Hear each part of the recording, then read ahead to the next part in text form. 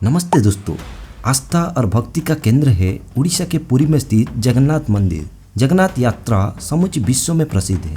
इसमें देश और दुनिया के लाखों लोग जगन्नाथ भक्त सम्मिलित होते हैं। आज इस वीडियो में हम आपको जगन्नाथ जी की एक रहस्यमयी रत्न भंडार की कहानी सुनाते हैं। क्या आपने कभी सोचा है कि वहाँ एक ऐसा रहस्यमयी रत्न भंडार है जिसमें छुपा है जगन्नाथ भगवान के ढेर सारे खजाने, जो 46 ईयर्स पहले खोला गया था। अब लगभग 4 दशक के बाद एक बार फिर से उस खजाने को खोलाकर जांचने की मांग की जा रही है।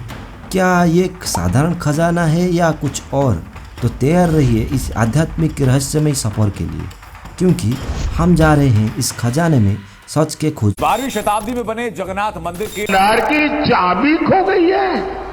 श्रीमंदिर को किपरि एते सुनासिला भंडार की चाबी का पता नहीं है।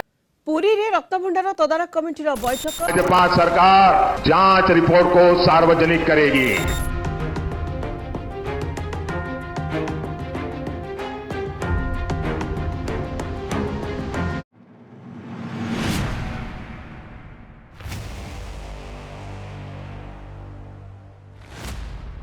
इतिहास में विभिन्न कालखंड में उड़ीसा पर शासन कराने वाले केसरी वंश और गंगराज वंश से शुरू होकर सूर्यवंशी राजा कपिलेंद्र देव, पुरुषोत्तम देव, प्रताप रुद्र देव और भुई वंश के शासक प्रथम रामचंद्र देव तक कई राजाओं ने विशाल खजाने और गहने दान किए थे। उड़ीसा सहित नेपाल के राजा ने भी भारी मात्रा में सोना, चांदी और विभिन्न रत्नों का दान किए थे।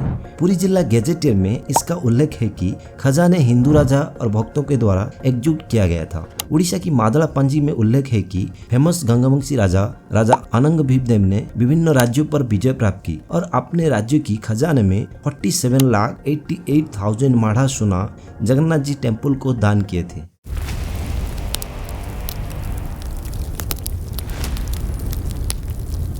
रत्न भंडार के बारे में एक और रहस्य है। कहा जाता है कि रत्न भंडार की रक्षा एक जहरीला सांप के द्वारा होती है। ये कहानी पुरानी है और लोग इस पर विश्वास भी करते हैं कि अगर कोई रत्न भंडार को खोलने को कोशिश करता है तो सांप की दहाड़ सुनाई देता है। एक कथा के मुताबिक जब देश आजाद हुआ, एक अंग्रेज कलेक्टर ने रत्न भंडार के अंदर रत्नों को ढूंढने को कोशिश की, पर क्या आपको पता है उसने सांप की दहाड़ सुनाई दी और उसके बेटे को अचानक डेड हो गया। क्या यह सच है या बस एक मीथ है?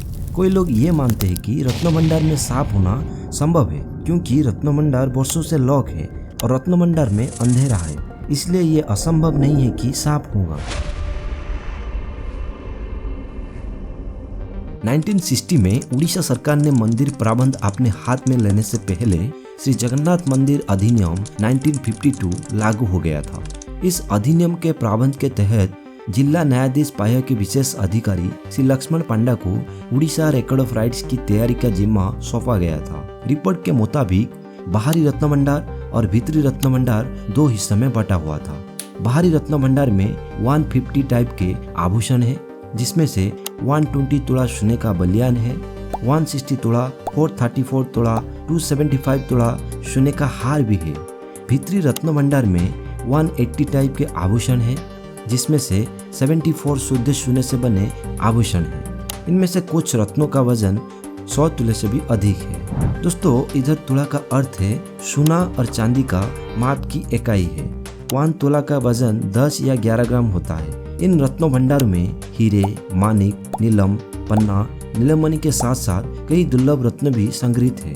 इसके अलावा 146 टाइप के चांदी के बर्तन और आभूषण भी है। उनमें से कुछ वस्तु का वजन 500 तुला से भी अधिक होगा। 1954 की रिपोर्ट के अनुसार भगवान जगन्नाथ जी की लगभग 52 करोड़ की संपत्ति है। फिर 1978 में मंदिर के आभूषण की एक सूची तैयार की गई। ये कार्य 13 मई 1978 को शुरू होकर 71 डे यानी जुलाई 23, 1978 में बनाकर तैयार हुआ। रिपोर्ट के मुताबिक भीतरी रत्न भंडार में 367 टाइप के सोने के आभूषण का वजन 4364 भरी था, जो हिसाब से लगभग 50 केजी के आसपास है। दोस्तों, भरी का मीनिंग तुला का मीनिंग से सेम है। भीतरी रत्न भंडार में सोने के आभूषण के साथ चांदी के आभूषण भी था। चांदी का वजन था 14,878 भरी, जो केजी के हिसाब से लगभग 174 केजी है। अब बात करते हैं बाकी गहने के बारे में। बाहरी और भीतरी रत्न भंडार के पास एक साधारण तिजोरी लगती है। तिजोरी के अंदर छुपा है एक खास दुर्लभ ब्रह्मज्योति हीरा। इस हीरे के साथ जुड़ी है कुछ और रत्नों जैसे कि 16, 24 और 34 मोती के ऑर्नामेंट्स। इसके अलावा 10 भरी वजन का हीरे के हार, 8 छोटे और बड़े हीरे के हार, साथ ही तिजोरी में बड़े से छोटे ढेर सारे गहने भी है। ऐसे माना जाता है कि रत्न भंडार में लगभग 1.2 क्विंटल गोल्ड के ज्वेलरी और 2.2 क्विंटल चांदी की ज्वेलरी रखा गया है। ये गहने भी मंदिर के धन का महत्व को दर्शाता है और उसे समृद्धि को और अधिक प्रतिष्ठित करता है।